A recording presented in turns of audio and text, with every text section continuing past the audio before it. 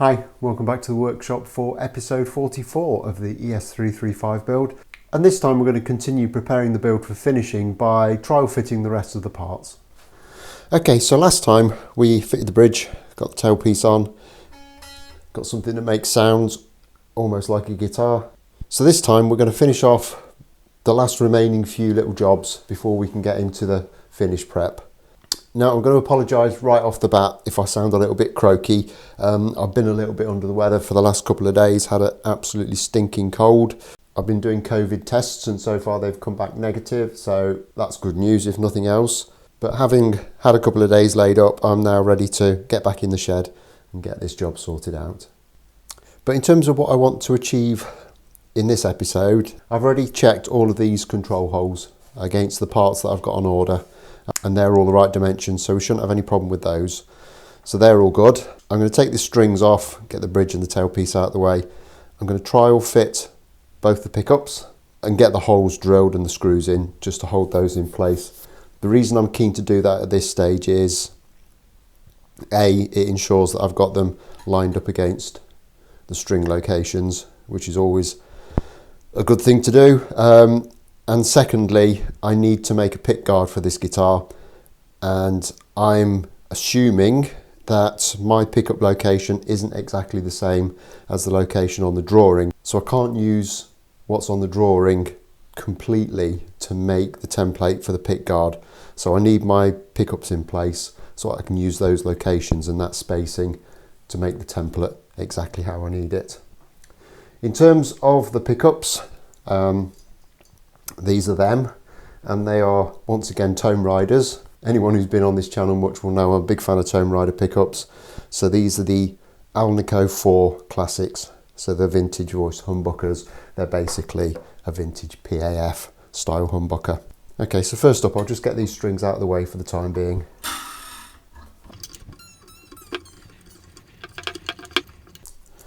And just drop the pickups into place.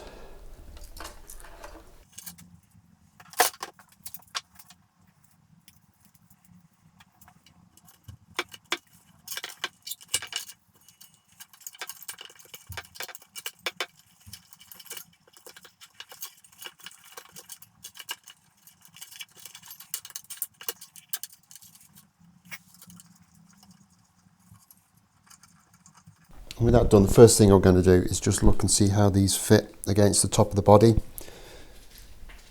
They are arch top rings, but sometimes they don't quite fit as they should. But in this situation, these are actually spot on. So that's not a problem. Okay, so I'm going to start with the neck pickup. It's quite straightforward to position because it just needs to be hard up against the end of the fretboard. And once more, I'm just going to take the appropriate size transfer punch.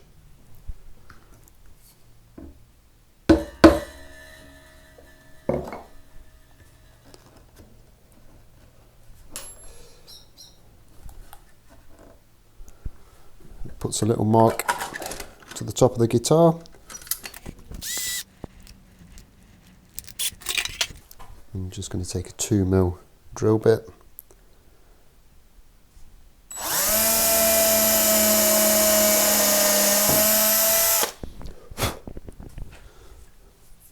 With these transfer punches, you'll actually feel the drill bit register into the mark, so it's a really accurate way of doing it. And as always with these tiny little screws, we'll get a bit of wax into them before we do anything else.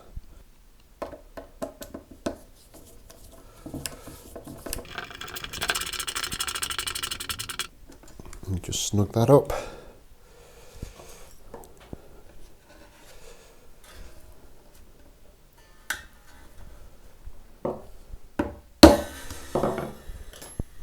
And just repeat with the rest of the screws.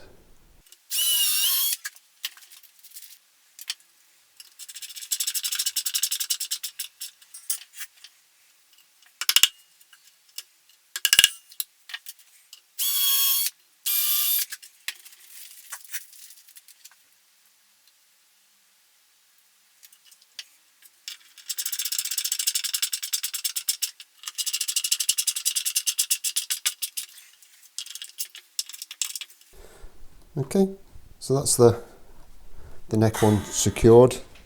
Pickup ring fits really nicely into the body, so there's no gaps or anything, which is what we want. So now just a case of positioning the bridge pickup.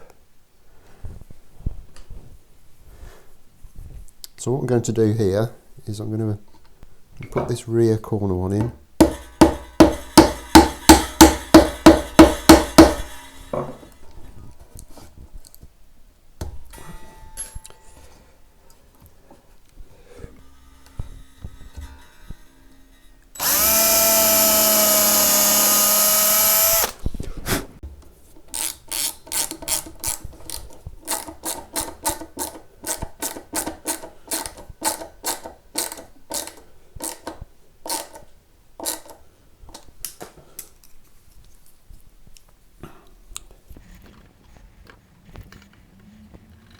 Put a mark on there.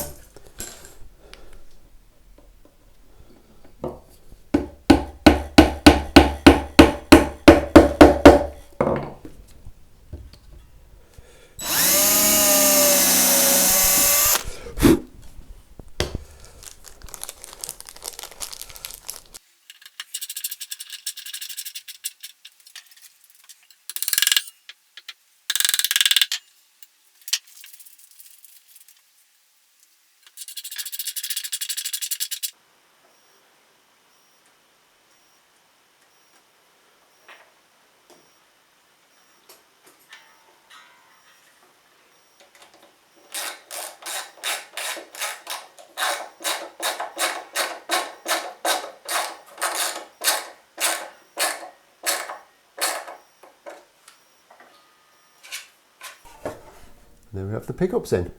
It's actually really starting to look like a guitar now, isn't it? Excellent, happy with that. Okay, so with that done, we now need to start making this template for the scratch plate. So, as always, I'm just going to tape a little bit of this thin tracing paper down to the drawing.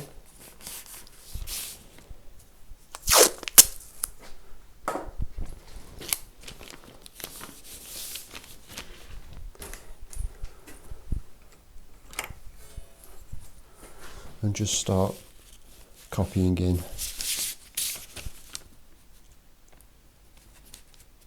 the lines that we're going to need.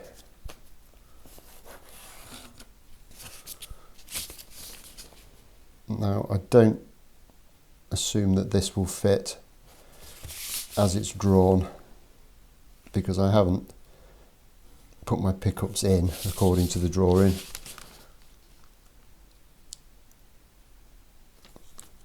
But I'll put this bit in, because you never know. You might be somewhere near. And either way, it will give me something to work from.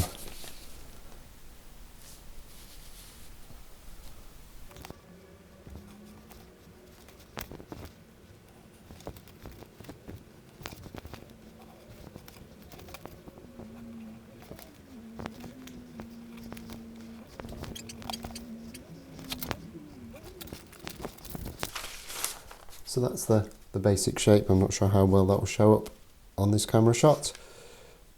But that's the basic shape we want. So we'll get this now cut a bit closer to the line.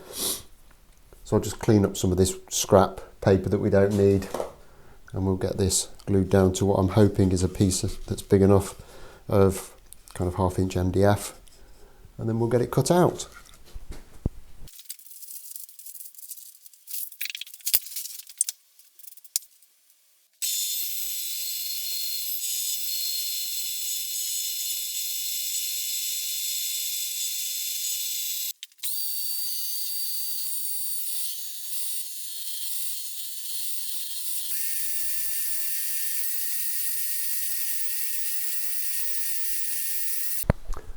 Okay, so there's the rough pickguard cut out. Now looking at this, it's not actually that far off.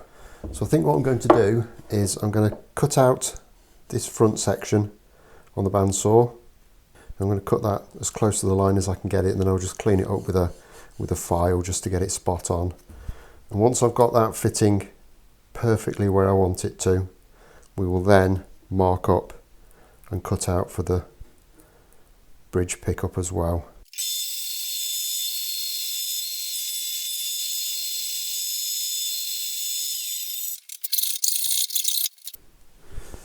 And as it turns out, that is actually only about a millimetre away from where I thought it was going to be. So I'm just going to get that back on the bandsaw, get that little bit whipped off, and then we can see how we've done. Okay, so that now fits really nicely around the pickups.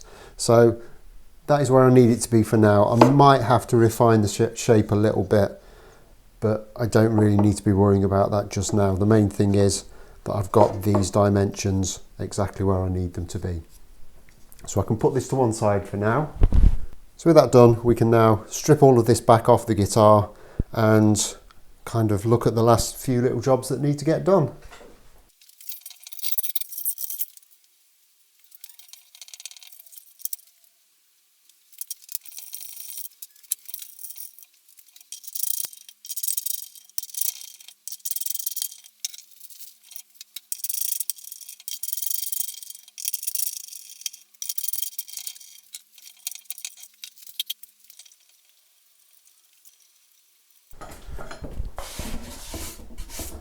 Okay, so I'm going to pull these bushings out for the tailpiece for a couple of reasons. Firstly, it just makes it a lot easier to do the finishing work.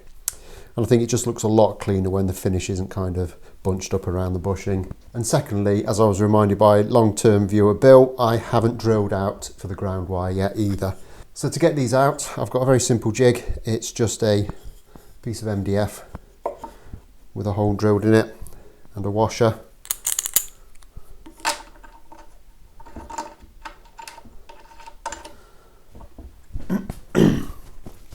And I'm just going to protect this screw with a bit of tissue.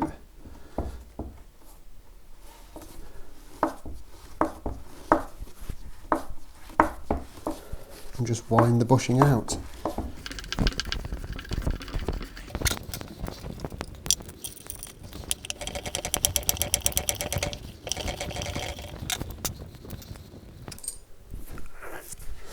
And there we are, that's those out. Really easy, no fuss, no damage, which is exactly what we want. So next, I'm just going to take a long series 3mm drill bit.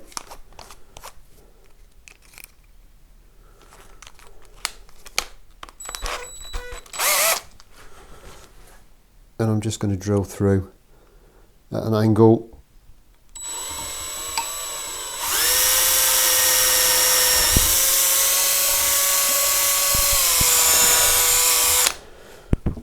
Through into that cavity. It's very thin there. I don't think it's even 5mm, that little wall there, so it went through very easily without any drama or need for any protection on the top. And with that done, I can only think of one other thing we need to do, and that's to get the strap buttons fitted.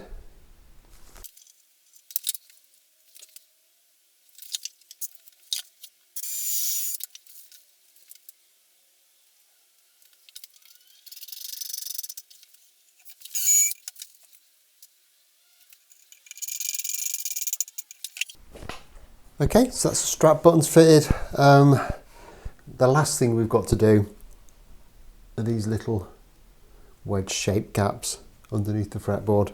Now I've said in the past that I was going to fill these with little slivers of rosewood, and I think the only reason I said that was because I did that on the last build, but that had an unbound fretboard, so of course I was filling rosewood next to rosewood.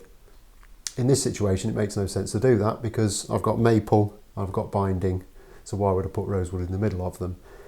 Now it has been suggested to me that I could make some goop out of binding and acetone and fill that little gap in there, which I suppose you could do, but it would be messy. And also I would be worried about how well I'd fill that gap, and would it kind of lead to any issues with it being a little bit unstable on those corners. Probably wouldn't be, but I want to cross all the T's and dot all the I's on this one. So what I'm going to do is I'm going to make some tiny little slivers of maple that are going to go under there. so that once this is sprayed with the finish of my choice that we're not going to go into just yet, that will blend away nicely and you won't be able to see it at all. However, having been ill for a couple of days, I am really running up against my deadline now. So I'm going to have to stop filming and get all of this stuff into edit so I can get the video up on time. So I'm going to be doing that in the next episode, where we'll also kind of cover any last little minute jobs that we need to do before we go to finish, and getting this all sanded up nice and ready to go. Hopefully by that point I will have all the materials I need to finish it. They will have come in the post and we can get on with getting this place covered in polythene once more and getting this sprayed. But as always, like if you've liked, subscribe if you haven't already done so. I'd really love to see the channel get to 2,500 subscribers by the end of the year. That's probably a bit of a tall order, but who knows, we could get there. I'll be back in a couple of days' time when we'll crack on and get this ready for finishing. But until then, thanks a lot for watching. Bye bye.